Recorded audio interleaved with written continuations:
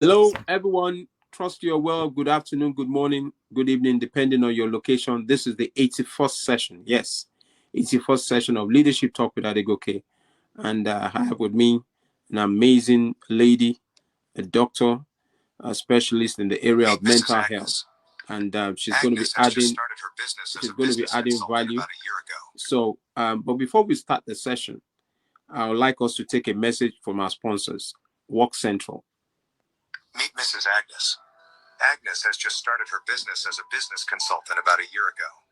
Everything was going smoothly and fine, until her business started looking unprofessional with her lousy neighbors. She started losing some important client packages and documents, because they had been sent to the house. Moreover, she was quickly losing some of her clients, as in most cases they have refused to meet her at her house. Are you like Mrs. Agnes? Are you losing clients? Would you like to project the right image for your brand? Let's help you reposition your business with our premium virtual offices services. Project your business in the right image by giving you access to boardrooms across Lagos, a dedicated landline that follows you everywhere, and business support tools to manage and drive profitability. Visit Work Central. Aim to subscribe today. Or call /WhatsApp 0704330377. Meet Mrs. Agnes. Thank you. Agnes has just started her business. That's an intro from our sponsors, Work Central. Work Central is a co-working space based in Lagos, and they have facilities for those who run virtual offices and want to have co-working spaces just to save cost and also add value to their customers. So they target mostly small businesses. Right. So you're welcome, Dr. Ada. How are you today? I'm very well, thank you. Awesome. So this is Leadership Talk with Adegoke, and we're looking at leadership and depression. Leadership and depression. Good. So, Dr. Ada, tell us, who is Ada? Thank you for that question. So I'm Adanze Osomonika, a mental health therapist, speaker, author, trainer, coach. I have 2 books on mental health, and I run an organization called Made K Resources, and I'm also the founder of Mind Doctors Nigeria. Mind Doctors Nigeria offers psychological support services on mental health in different capacities. Awesome. So you're welcome. Summarize. That's who I am. Awesome. That's so cool. Thank you for honoring an invitation to come and speak on this very very powerful subject, depression. Now, I want you to speak to us. How did you get into leadership? What's been your leadership journey like? Oh, wow. I think it started around 2010. I've always been around leadership. I've had strong mentors, growing up as a teenager and all that. But I think I started to take responsibility for my own space, right, from about 2010, but between that time and when we experienced Ebola. Yeah. Because at that time, I started my journey in public health. My journey, I was with WHO, did some work and all of that. And then when I now started to see some of the challenges in the mental health space, it started when I actually went through depression. Many years ago, I went through depression, and then when I was even going through it, there weren't really, how would I say it? Nobody was talking about it then. It was the days of nobody was even talking. There was no social media as such. We all just had Blackberries and all that, and nobody was advertising. As I said, as I told you earlier, that many people look at mental illness like the big stuff, the psychosis, or the naked person on the street, or the person seeing, hearing, and talking to things that are not actually physically there. Right. So that was mainly the look. In fact, depression wasn't even something people looked at. When you mentioned the word depression, most people felt that it was people pretending to be sad, pretending to be sad so that other people would feel sorry for them. Wow. So there was nobody really, and then we also have the issue in Nigeria with mental health services. We're not that many in the mental health. We're not All right, so many. we'll get to that. We'll get to that. Wow, I know there's so much to share, and I just want to salute and celebrate you for being authentic and also sharing your own journey, your story, because some of these things, um, when you have that experience, you can relate to what others are going through. Thank you so much. Now, what's your definition of leadership? Leadership, and it's a very, I look at it in a very interesting way. I see it Okay. as person who's taking responsibility to be the example, the right example in their space. All They right. don't just, not just in charge of stuff, but they look at it as this is their assignment to be this light, be this person who shows, shows people, leads people, influences people. A leader, Wow. someone that influences people. Yeah. People positively. All right. Awesome. Positively, exactly. Positively. Now, what's depression? Depression. See, there's a definition I have that I put in my first book, which I released in 2018, and this is the way I described it. Depression is like drowning, right? Somebody's in water, they're drowning, but every other person around you is just doing stuff. Just nobody notices that you are underwater drowning. Everybody's just walking around. That's the graphic way, that I can describe it. Aside from that, if you want to get technical, it's a mental illness characterized by sadness, moods, people losing interest. Like if the person was into, going to parties, hanging out with friends, even going to work, suddenly he or she begins to lose interest in those things they normally were excelling at. They find it hard to get out of bed and commit themselves to those things. They are, as the word says, depressed. They become so sad. A person can sit down for hours crying every day.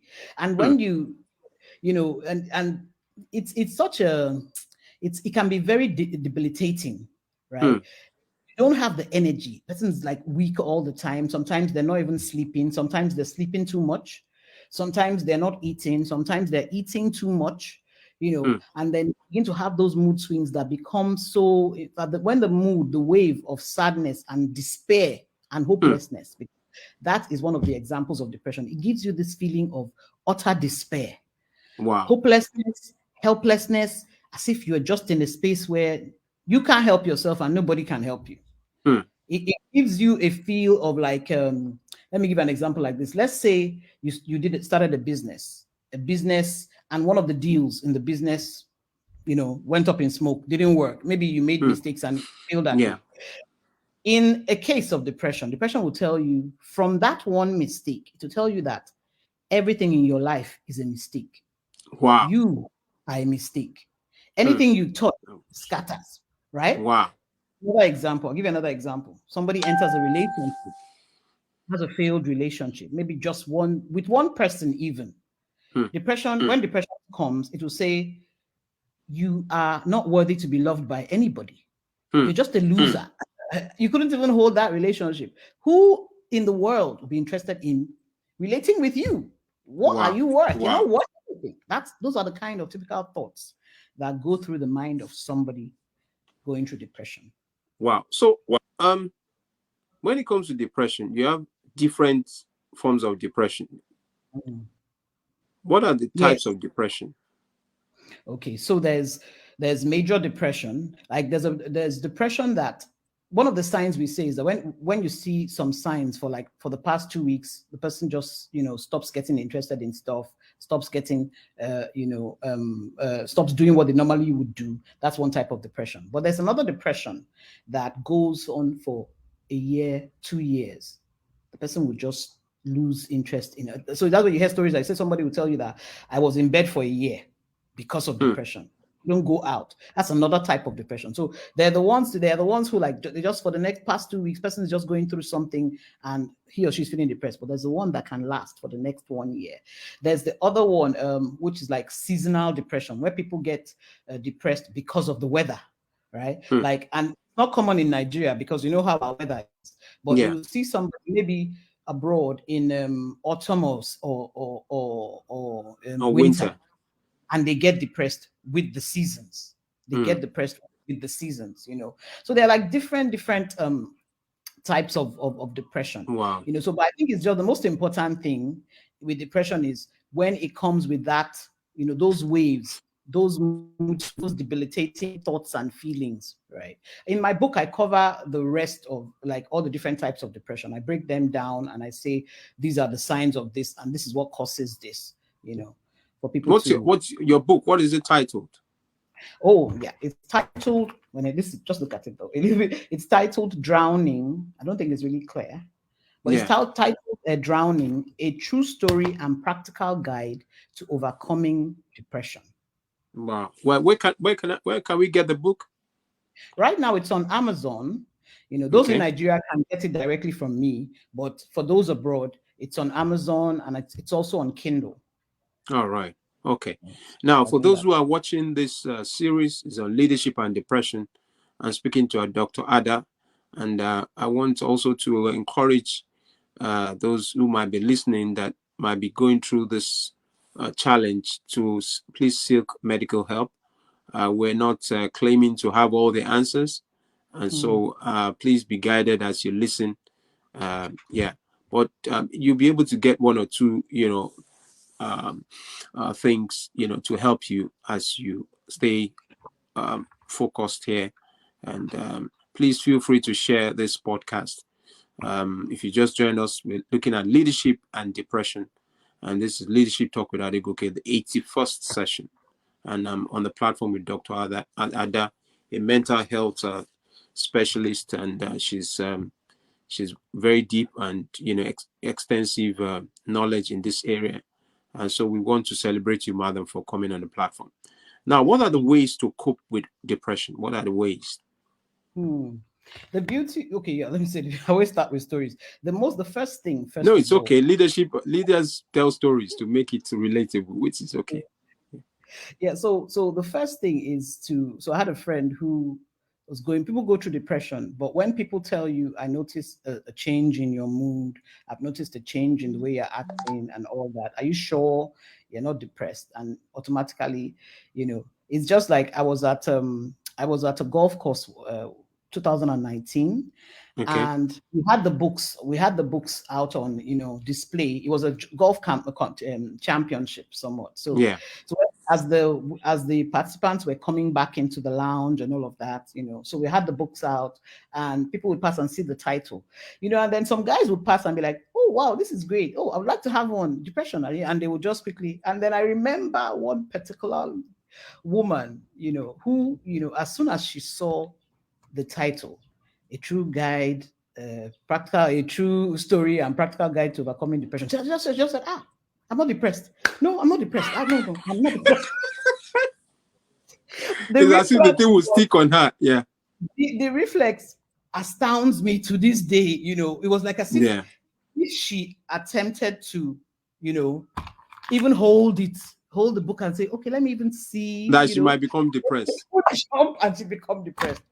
Likewise, I was at an alumni meeting where, people were picking up the books. Other people were, picking up. And one person said she wasn't going to buy the book. And I said, why? And then she said, it's too close to home. It's too close to home. And I sat and I thought about that for a while. And I even realized that I know what that means when it comes to mental health, because sometimes some people don't want to confront it because they've seen a lot of things in their family, in themselves, that always titter around mental illness and all that. And they feel that if they can put off that reality for as long as they can, maybe it won't be real. But unfortunately, living in denial of things like depression, anxiety, whatever mental health condition it is, it doesn't make it better. It only makes it worse. It's just like if I have a gaping wound in my head, just here, a physical gaping wound. Normally, what would I do? I'll quickly, get something, clean it out, put a plaster on it, start the road to healing. Because if I leave that gaping wound, what will happen? It's either going to get infected, probably get a little rotten, start oozing stuff. But that is how we look at physical illness. We look at physical illness that is different from mental illness. Mental illness is spooky. Mental illness is strange. You can't really explain it. So, maybe that's not it. It's not it. You see somebody walk into a doctor's office, a medical doctor's office, and all the signs say that these symptoms you are seeing physically are coming from a psychological place because they can't find anything physical enough to cause physically wrong. Physically wrong. But the doctor will say, so why are you worried now? Why are you? Some of my clients have told me, doctor said, well, why are you? What's wrong with you? You have money, you have everything, you have children, you have everything. What is worrying you? And then sends you out of the office. Yeah. As in, I've had clients tell me they go in to see a doctor. Doctor says, you've come with this Oyibo disease again. Why are you coming with this Oyibo disease? Imagine that kind of language, But I've seen other doctors who have begun to embrace mental health as a part of our medical field. It is a real part of the field. And the person tells the client, see, I haven't found anything physically wrong with you. So this is my suggestion. Try and see a therapist or a psychiatrist, a psychologist or a psychiatrist, and talk with them, and let's see how it goes. And the patient immediately screams, there's nothing wrong with me. I'm okay. See who? Mental health who? No, I'm okay.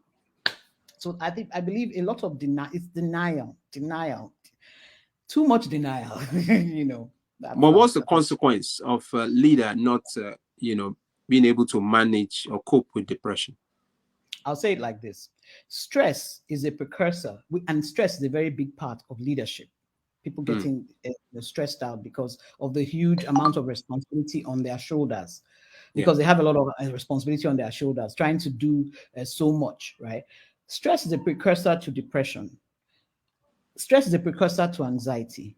That depression and anxiety can lead to suicide. So what I'm saying is that at its worst state, depression can lead to suicide. At its worst state, anxiety can lead to suicide. This is how we mean that, as in, just like the wound would deteriorate if you ignore it.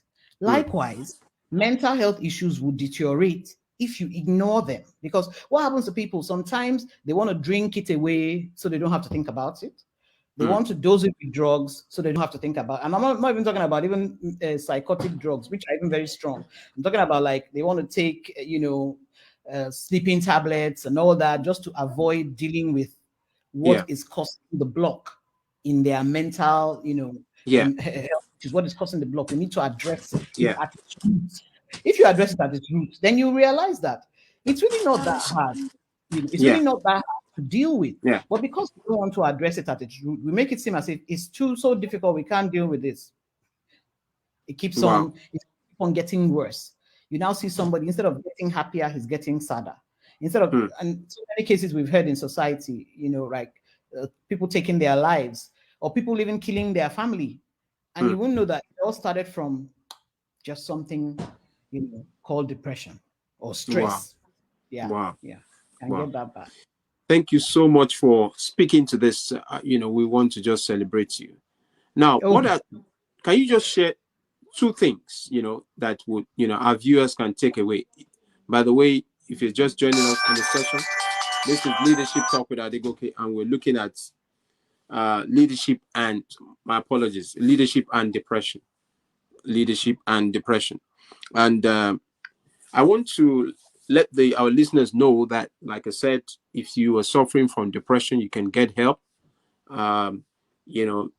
This is also, we don't claim to have all the answers.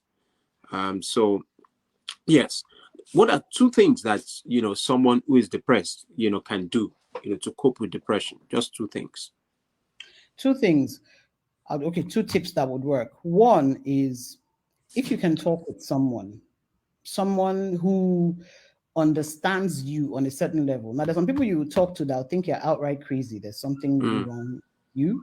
So the person would end up being condescending instead of understanding. So you need those kind of people that are ready. Even if you told them you just killed somebody, they'll be like, okay, now let's find a way to deal with it. Those are the kind of friends I'm talking about, that know that the relationship with you and them is that secure that you are able to open up and say, man, I am freaking out in my head and I don't know what's going on. me, Now they might not be able to, if they know better, if they might not be able to save, you in quotes, but they can be that shoulder that you can lean on at that time, allowing yourself to let it all come out. Let it all just come out, because the bottling in is the problem.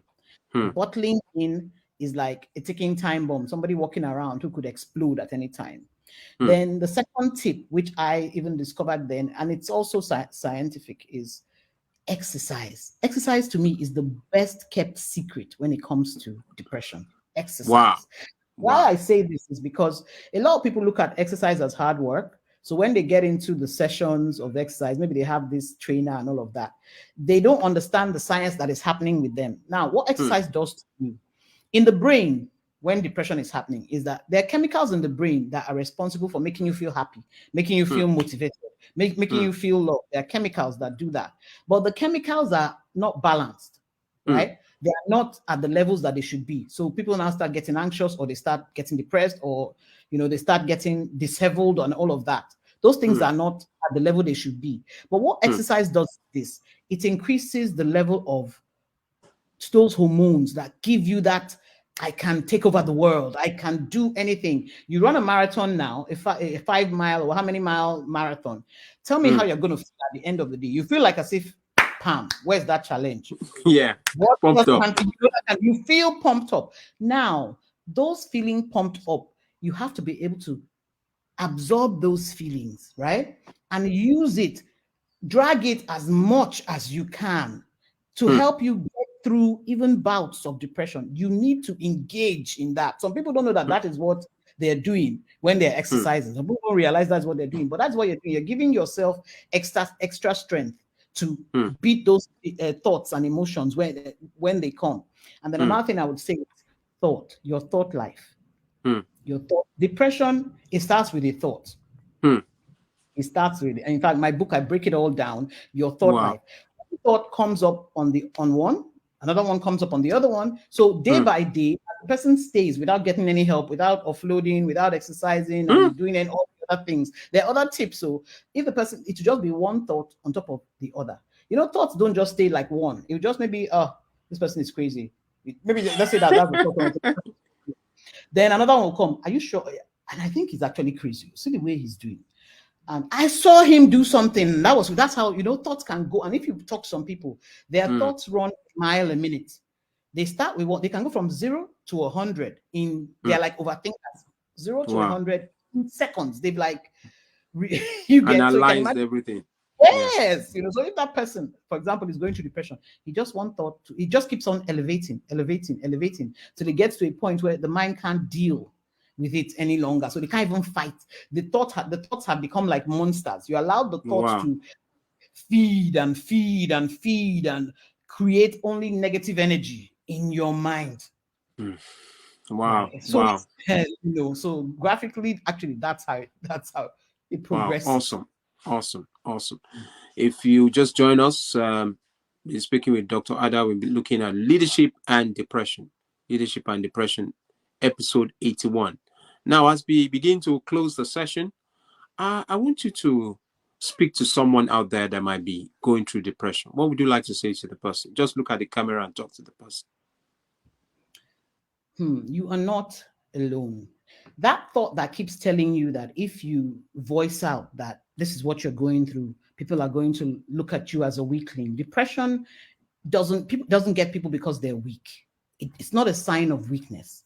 It's actually your mind. Your mind is being bombarded with negative thought after negative thought, telling you that you are not worthy, you're not enough. Whatever you do, it doesn't matter. You can't make a difference in this world. So I'm telling you that those things are lies. You can make a difference in this world, no matter what you've gone through. You can even use this depression, look at it as a project. I'm going to get out of depression. I'm going to learn as much as I can learn to get out of depression. And at the end of the day, I will not be ashamed to say that I went through this and I came out victorious, and I can spread hope to those who are languishing in depression, because goodness knows so many people are languishing. They've been languishing year after year after year. And then suddenly we don't see them anymore. So I want to tell you to just gather courage. I got out of it. And since then, I have been since 2018. I made it my mission because of how toxic it is, how dangerous it is. I made it my mission that for anybody who wants to hear, I will tell them it is possible to live victorious of depression. Now, I'm not saying that it won't come, those waves won't come, but when those waves come, will build your mind to the point. It's possible to build your mind to the point that you can withstand those waves. Wow. And overcome those waves when they come. Wow, awesome. Thank you so much for being authentic and sharing your journey as well, Dr. Ada. This is so profound. We just want to celebrate you and salute your courage as well. This is Leadership Talk with Adegoke, 81st session. Now, 2 more questions. Who are your mentors? Oh, wow. My first mentor was a pastor called Tunde Joda. That was many years Reverend Tunde Joda, yeah. Tunde Joda, exactly. He took me out from, I think it was I started going in secondary school, but I was about to Surulere, yes. And then my mom told me, no, you have to wait for university and all of that. And then finally I joined when I was in Calabar doing something, but came back to Lagos. And he was he's a great part of my life. Yeah. Wow. He was my major mentor, my first actually. Yeah. Wow, awesome. Now, if our listeners want to get in touch with Dr. Ada, what are your social media platforms, handles? How can we reach you? Yeah. Instagram would be fastest. So it's _mind Dr. NG. That is THE_mind Dr. NG. Because they call me the mind doctor. It became like a thing over the years. That's so cool. Yeah. Wow. You've heard it from the lady, the amazing lady, very fascinating, very warm, very kind, and also very, very deep in the area of knowledge. Thank you for being so humble, with all the content and the value that you bring into the space. Thank you so much. Yes, I can see that you've typed it in there. Okay, thank you so much. So our listeners, please make sure you share this, reshare to as many people as possible. There might be someone out there that needs to hear this message. And this podcast, I'm sure nations will listen to it, as many people as possible. Leadership and depression. This is the 81st podcast of Leadership Talk with Adegoke. So on this note, we just want to say bye-bye to our audience. You want to say bye-bye to everyone? Bye.